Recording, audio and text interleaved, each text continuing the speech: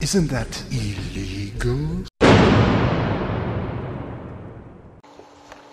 Here's another message I've had from what you might call a Christian hater. Haters? You can't call Christians haters actually, because obviously they love everybody. They want to share the love of God with you. This person was an atheist who turned into a Christian, and they're the worst kind, because they're the ones who've personally witnessed the power of Christ flowing into their bodies. Obviously which hole he enters you in, I don't know, but it's probably somewhere around the back. And anyway, they want to tell you all about it. They want to witness to you.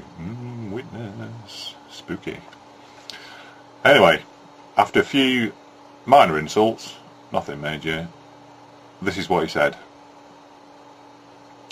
He just told me, you don't want to give up your sin and be accountable to anyone or anything.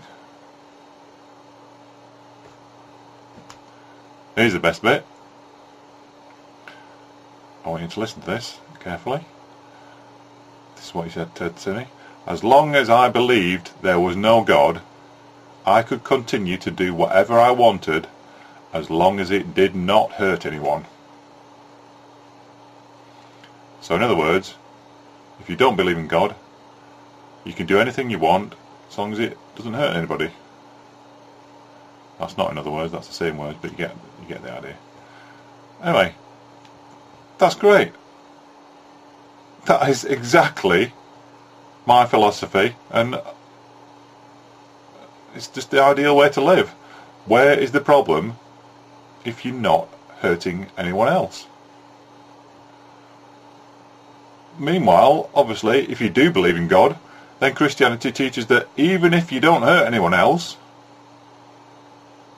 you are still wrong. And that's called sin. It's an invention by religion to make people feel guilty. So this Christian's saying that atheists do things which don't hurt anyone, and is implying that this is wrong. How can it possibly be wrong if you're not hurting anybody?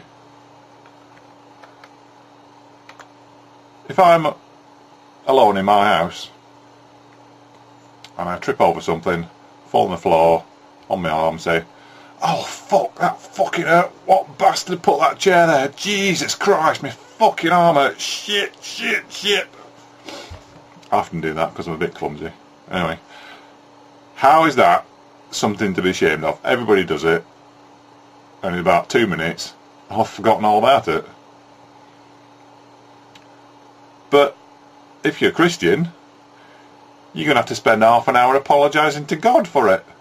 For swearing, losing your temper, taking the Lord's name in vain. "Oh, sorry Jesus, I thought you were a cunt, but I didn't mean it. Please forgive me. Oh, please, please, please forgive me." It's bullshit. It's not sin. No one was hurt, except my arm obviously, but that's my problem. It's not sin, it's guilt.